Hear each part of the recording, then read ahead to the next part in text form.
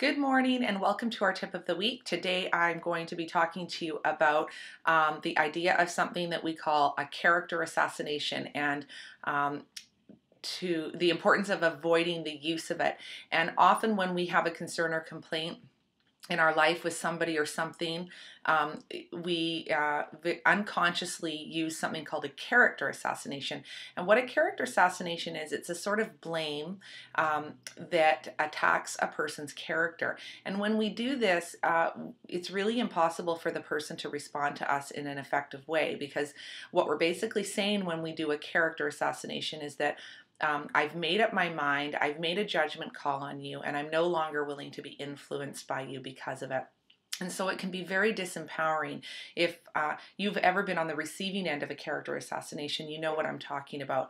I know that I certainly have, and not only is it hurtful, but it makes it impossible for me to respond to the person and to resolve the conflict or to problem solve around whatever it is that needs to be talked about. So if you do have a complaint, or you feel upset or frustrated with somebody in your life, avoid using character assassination in your conversation with them, and also avoid gossiping about somebody and using character assassinations in the gossiping. So a good example of a character assassination might be something like, you might say, well, you're so lazy. And that really is letting somebody know that their character is flawed and they can't be changed, that they're lazy and they're going to be lazy forever. So as you can see, that would be very triggering.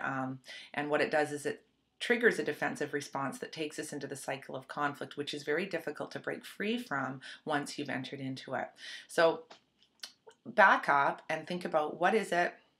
What is your concern? And so if you can take the character assassination and say, well, let's say the complaint or the concern. The complaint is you never pick up your clothes, or you never pick up around the house. You always leave a mess everywhere in the house for me to clean up after you.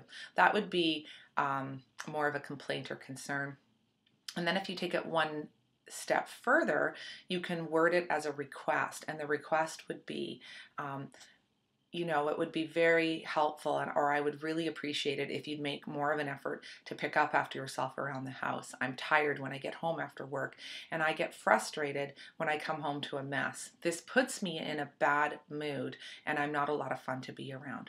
Do you think you could try picking up a little more around the house? That would be a request. So as you can see, we can take it from character assassination to complaint, concern, to request.